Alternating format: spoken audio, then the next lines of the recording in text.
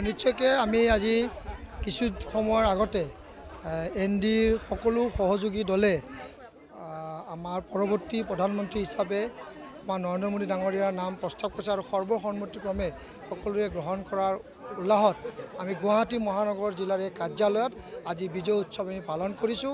আগন্তুক 5 বছৰৰ কাৰণে তৃতীয়বাৰৰ বাবে মাননীয় নৰেন্দ্ৰ মোদী ডাঙৰীয়া প্ৰধানমন্ত্ৰী ৰূপে ভাৰতত শাসন কৰিব।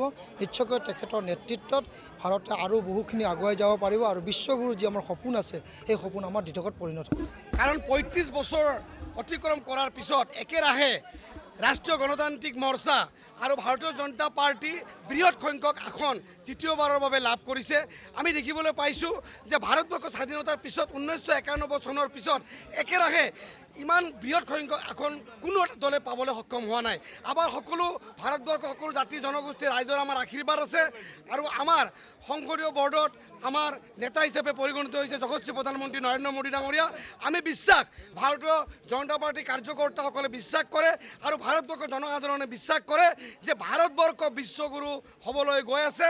অনাগত 5 বছৰত ৰাষ্ট্ৰীয় গণতান্ত্ৰিক মৰ্চাৰ নেতা হিচাপে প্ৰধানমন্ত্ৰী নৰেন্দ্ৰ মোদী ডাঙৰীয়াৰ নেতৃত্বত ভাৰতবৰ্ষ বিকশিত হ'ব, সকলো জাতি জনগোষ্ঠীৰ ৰাইজৰ উন্নয়ন হ'ব আৰু আমি সকলো কাৰ্যকৰ্তাই প্ৰধানমন্ত্ৰী আৰু মুখ্যমন্ত্ৰী যেনেকৈ কষ্ট কৰে আমাৰ সাংসদ বিধায়ক সেইদৰে আমাৰ কাৰ্যকৰ্তাসকলে কষ্ট কৰি আমি দেশৰ কাৰণে কাম কৰি যাম।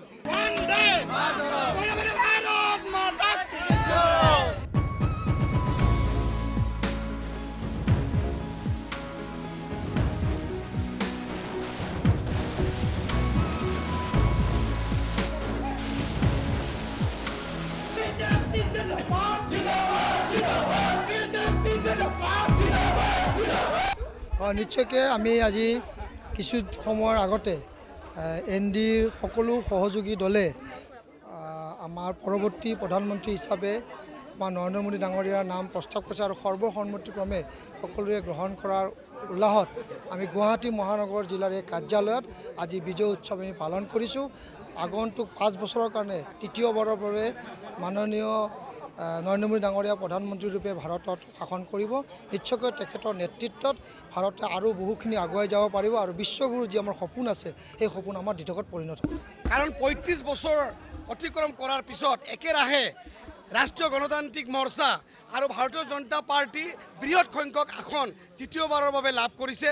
আমি দেখিবলৈ পাইছোঁ যে ভাৰতবৰ্ষ স্বাধীনতাৰ পিছত 1991 চনৰ পিছত একেৰাহে ইমান বৃহৎ সংখ্যক আসন কোনো এটা দলে পাবলৈ সক্ষম হোৱা নাই।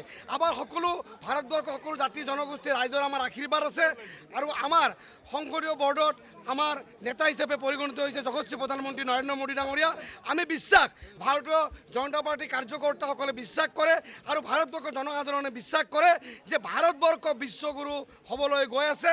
অনাগত 5 বছৰত ৰাষ্ট্ৰীয় গণতান্ত্ৰিক মৰ্চাৰ নেতা হিচাপে প্ৰধানমন্ত্ৰী নৰেন্দ্ৰ মোদী ডাঙৰীয়াৰ নেতৃত্বত ভাৰতবৰ্ষ বিকশিত হ'ব, সকলো জাতি জনগোষ্ঠীৰ ৰাইজৰ উন্নয়ন হ'ব আৰু আমি সকলো কাৰ্যকৰ্তাই প্ৰধানমন্ত্ৰী আৰু মুখ্যমন্ত্ৰী যেনেকৈ কষ্ট কৰে আমাৰ সাংসদ বিধায়ক সেইদৰে আমাৰ কাৰ্যকৰ্তাসকলে কষ্ট কৰি আমি দেশৰ কাৰণে কাম কৰি যাম।